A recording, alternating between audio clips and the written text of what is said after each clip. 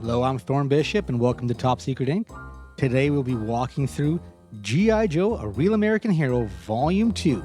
So get comfortable, because it's going to be one hell of a ride. So the first issue starts off with Lady J, Gung Ho, and Clutch cruising through what looks like the aftermath of a really bad day in the USA. I'm talking about an abandoned town that makes Detroit look like Beverly Hills. Buildings boarded up, cars stripped for parts. Basically, if this place had a welcome sign, it would probably say, "Welcome to Shitsville. Population, why are you even here?" But here's the kicker. They're hunting for their teammate Chuckles, who's been snatched up by Cobra. And where do they find evidence of Cobra? In the basement of a jumbo video rental store. Down in this makeshift Cobra torture chamber, we got Chuckles tied to a chair getting the full interrogation treatment. The Vipers are trying to get information out of him, but Chuckles isn't having it. So what do these criminal masterminds do? They break out the wet phone book, because nothing says advanced military organization quite like resorting to mob movie cliches from the 1970s. Meanwhile, outside this cinematic house of horrors, our heroes spot two Cobra vehicles and make the tactical decision that any reasonable person would make when outnumbered and outgunned. They decide to charge headfirst into certain doom. Because that's what heroes do, right? They drive right into parking lots with guns ablazing like they're auditioning for the most expensive action movie ever made. The Cobra tank responds with what you'd expect from a tank: heavy firepower that could possibly level a city block. Lady J and Gung Ho bail out of the Jeep to take a fight on foot, which is either incredibly brave or just really stupid. I'm kinda leaning towards both on this one. But here's where Lady J shows why she's just not another pretty face with a code name. She whips out her power lance and takes a shot at the Cobra Jeep. And let me tell you, this isn't just your average rocket launcher. This thing drives right through the dashboard and just sits there like it's waiting for someone to ask it to dance. Back at the video store of Doom, the Vipers figure out that water torture just isn't getting anywhere with Chuckles. So they decide to upgrade to the classic car battery and alligator clips combo. Because if you're gonna go torture someone, you might as well go full cartoon villain with it. But here's the beautiful thing about Lady J's power lance. It's got a 3-second fuse on it, and she's just standing there laughing because she knows what's coming. The Cobra guys are probably thinking, hey, this thing didn't explode, baby. It's like, our lucky day. But no, bang. The Jeep gets obliterated and Lady J is having like the time of her life. Gung Ho kicks down the front door like he's the world's most patriotic battering ram, and these two storm in the building like they're late for the world's most important wedding. Down in the basement, Chuckles decides he's had enough shock therapy and returns the favor by driving his foot about 2 feet into the Viper's crotch. Because sometimes the most effective military tactic is a good old-fashioned kick in the nuts. He follows up with a headbutt that drops a guy like a sack of potatoes, just in time for Gung Ho to show up and blast the other Viper with his machine gun. Outside, Clutch is having his own action movie moment, chasing down a Cobra tank with no one manning the gun turret. So what does he do? He turns onto his hands-free laser sighting system like he's playing the world's dangerous video game and blows the tank to bits. Back in the basement, Lady J races to cut Chuckles loose. But the Viper who headbutted him earlier decides to get back up. Chuckles kicks him right in the head again, because if something's worth doing once, it's definitely worth doing twice.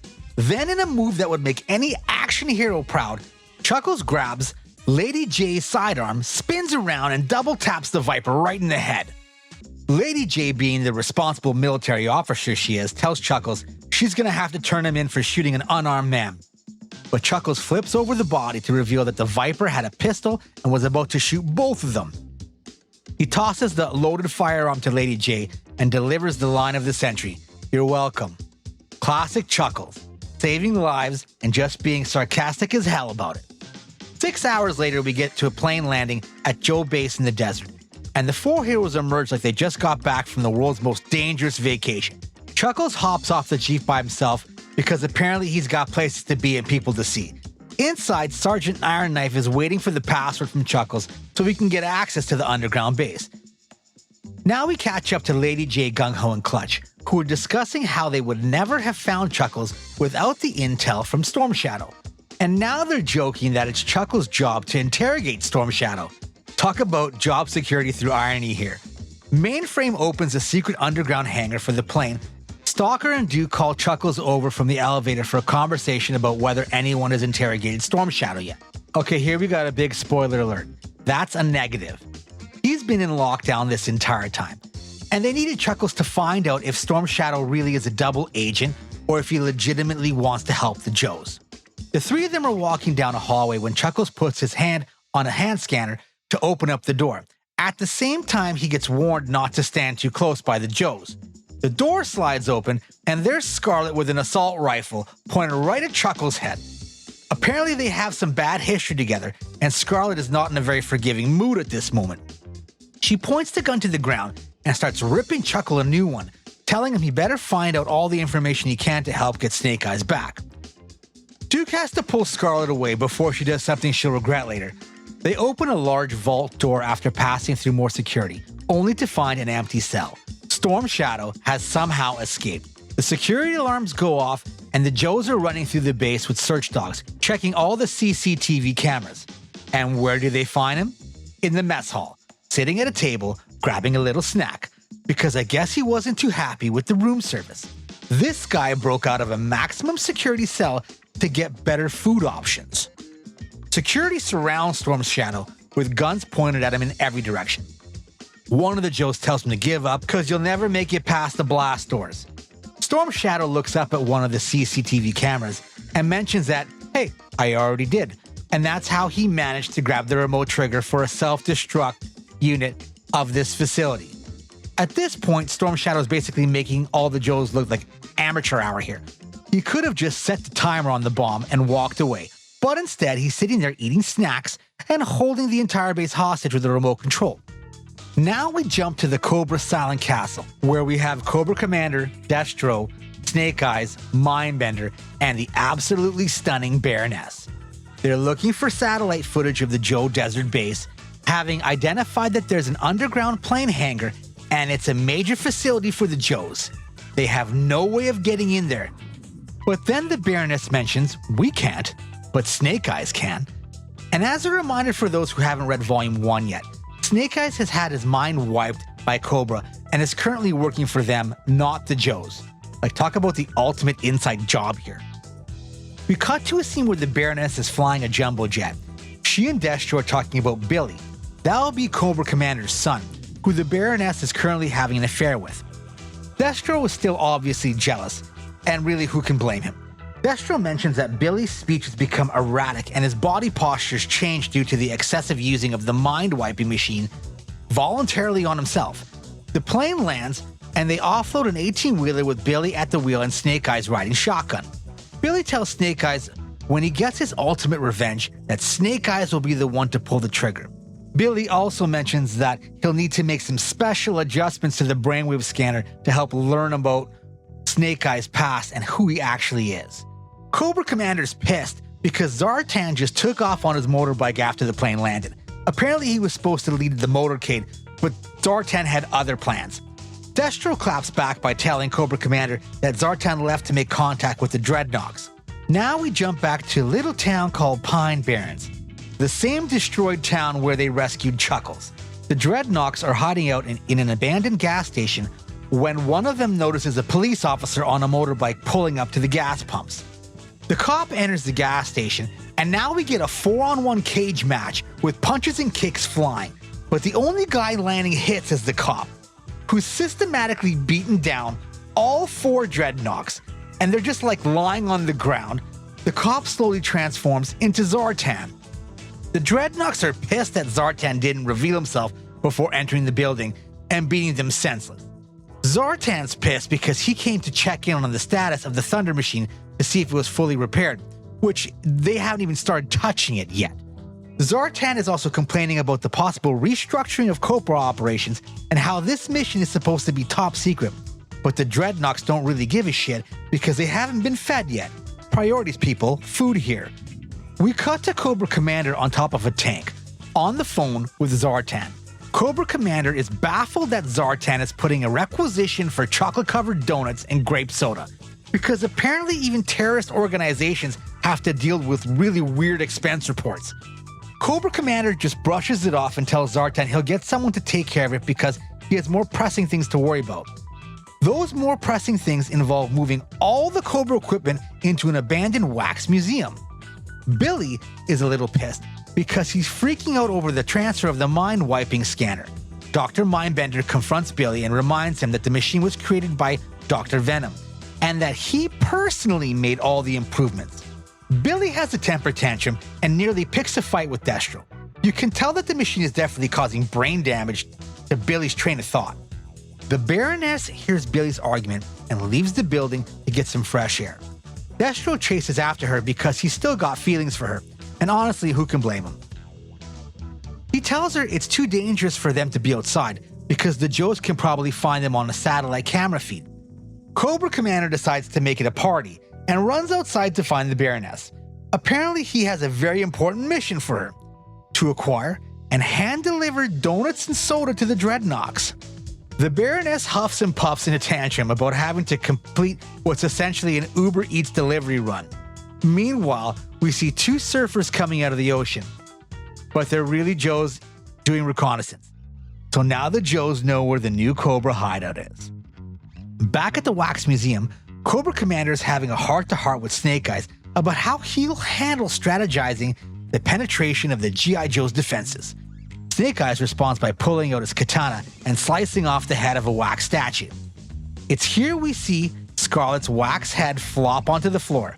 Very subtle and very, very revealing. The Baroness hits the convenience store and grabs a couple cases of Fanta and a few boxes of Krispy Kremes. I love how she's still in her full leather outfit while doing grocery shopping. A couple of Joes in a Jeep some distance away see the Baroness grocery run through some binoculars. The Baroness drives away and eventually notices the Joes are on her trail. She loses them and hides behind a giant advertising billboard. And then the Joes pass the billboard. The Baroness gets this brilliant idea. Maybe I should just ram their army Jeep with my Camaro. Without hesitation, the Jeep ends up rolling off a short cliff into the water, and the Baroness gets another bright idea to get out of her car and finish the job of the two Joes with the Jeep upside down in the water. But Lady J comes up from behind as the Baroness tries to sneak attack and gets her in a chokehold. And then this cat fight gets off to a great start. Punches go back and forth for a while, and it looks like the Baroness is cleaning the floor with Lady J. But Lady J eventually knocks the Baroness unconscious. Zartan gets a bad feeling that their hideout's been compromised because the Baroness is taking abnormally too long to bring back the snacks. This is when you know when your terrorist organization depends on timely donut delivery. You know you've got problems. We jump to the Joe Underground base, where the Baroness is having a temper tantrum in her cell. She decides to take the chair and destroy the CCTV camera because apparently she doesn't like being watched while she's plotting her escape. Back at the Cobra hideout, Destro was worried that the Baroness has been missing for a week. Cobra Commander's like, yeah, the Baroness is a big girl, she can handle herself. Mindbender is following Billy around like he's a lost dog because he knows Billy is up to something involving the abuse of that brainwave scanner. So we cut back to Storm Shadow breaking out of the underground Joe's base. He's confronted by Scarlet outside, but instead of bringing him back to the lockup, Scarlet throws down a bundle of clean clothes and a stack of cash, telling Storm Shadow to call her if he needs anything else that will help rescue Snake Eyes. Talk about some serious unconventional prisoner release programs here. Billy just finished getting his fix from the brainwave scanner, and Mindbender is helping him out of the machine. Mindbender is starting to notice that Billy is sounding more and more like Dr. Venom due to the adverse effects of too much exposure to the machine. In the background, we see Snake Eyes sneaking into a room and hooking himself up to the brainwave scanner because apparently everyone wants a piece of this mind-bending technology. Inside Snake Eyes' mind, we see a vision of himself on a road leading to an Asian temple. He finds dozens of dead body ninjas sprawled all over the ground. The building's on fire, and he casually walks through it like he's taking a stroll through the park. On the other end, he sees a black car racing down the highway towards him. Then we see Snake Eyes no longer in his typical black outfit, but wearing a military camouflage fatigues without his mask on. This must be like a memory flashback or something. A green car starts driving down the highway in the opposite direction and collides with the black car. We see the image of a little girl in the car through a window, screaming for help. Then the green car flips several times in the air until there's an explosion. The black car sees Snake Eyes standing on the ground and floors the gas racing towards him. Snake Eyes jumps on top of the hood and plows his sword through the roof of the driver's seat. The car comes to a rolling stop, and inside, Snake Eyes finds, hey, there's no body. There's just a sword stuck through the roof. Back to the bad guys now. We have Destro, Zartan, and the Dreadnoks at the scene where the Baroness rammed the Joes off the cliff. Destro finds the Baroness's handgun, and they realize the Joes must have her back at that hidden base in Utah. In the Baroness's cell, the Joes are replacing the CCTV cameras, while Duke and Stalker are talking about Storm Shadow's mission to get Snake Eyes back. Cobra Commander and Billy are having a heart-to-heart, and Cobra Commander questions Billy's concern about the Baroness's well-being. I mean, they really did have a relationship going on after all. Cobra blurts out to Billy that only a complete psycho like Dr. Venom would desire a relationship with the Baroness. Billy snaps back at Cobra Commander about his admiration for Dr. Venom's genius intelligence. Then Billy grabs his head in sheer pain because he knows someone is using the brainwave scanner. Racing back to the machine, Billy sees on the display console that Snake Eyes is trying to access the shared consciousness of Dr. Venom. Billy stops Snake Eyes just in time, preventing him from ruining his plans. Mindbender enters and lets Billy know that they have intelligence that Storm Shadow has escaped the Joe's hidden base. Back at the Joe's base now, they're watching the Baroness on CCTV camera again, knowing she's up to no good.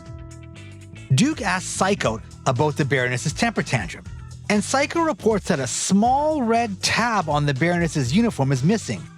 It was there in the previous footage before she destroyed the camera, but no one knows if it has any relevance. They sweep the room clean, and that little red tab from her uniform just isn't in the cell. It's completely gone. Cobra dispatches a truck full of bats heading to Utah, where they believe the hidden base is located. Destro, Zartan, and the Dreadnoks are on site, and using some crazy wilderness skills, they manage to locate the hidden entrance to the base. The Joes become aware that their security has been breached, the bats attack the base, and the Joes send out an air raid in response. Now, back to the Baroness. We find out that that little red tab from her uniform is actually a communication device. Snake Eyes and Billy are en route to New York because Storm Shadow has a secret lair there, and Billy wants to give Storm Shadow a little surprise. The Joes discover that that little red tab isn't just a communication transmitter, but that the Baroness has somehow connected it to their electrical system. The device is running searches in the Joes database and transferring all the information back to Cobra Command. Talk about the ultimate data breach here. From the chopper, Billy and Snake Eyes see Storm Shadow on top of a high-rise building. Storm Shadow throws a sword right at the helicopter, destroying its tail rotor, and the helicopter starts to lose control. Snake Eyes jumps onto the building, and both Snake Eyes and Storm Shadow go at it with their swords. The chopper then crashes onto the building, knocking both of them off. Back at the Joe headquarters, Cobra has entered the base, and the bats are going full throttle while the Joes have subdued Zartan and the Dreadnoks on top of the base. As both Storm Shadow and Snake Eyes are plummeting off the building, Storm Shadow grabs Snake Eyes' head with both of his hands and applies some ninja technique called Arashikage mindset. Suddenly, they're both inside Snake Eyes' mind, where Storm Shadow flicks the switch and ends the brainwashing from the brainwave scanner. Out of Snake Eyes' mind, with one hand, he grabs a light post, and with the other hand, he grabs Storm Shadow, saving both their lives. They both land safely onto the ground, holster their swords, and walk off together like nothing happened. Complete badasses here. Back to the Joe base, they clean up the mess from the attack. There's still a Cobra Rattler in the sky, so the battle isn't completely over yet. It looks like it's about to do a flyby and drop a bomb on Joe headquarters, but the Joes blow up the Rattler. Billy is hanging off the helicopter that crashed onto the building. Here we hear a monologue about Billy really isn't Billy.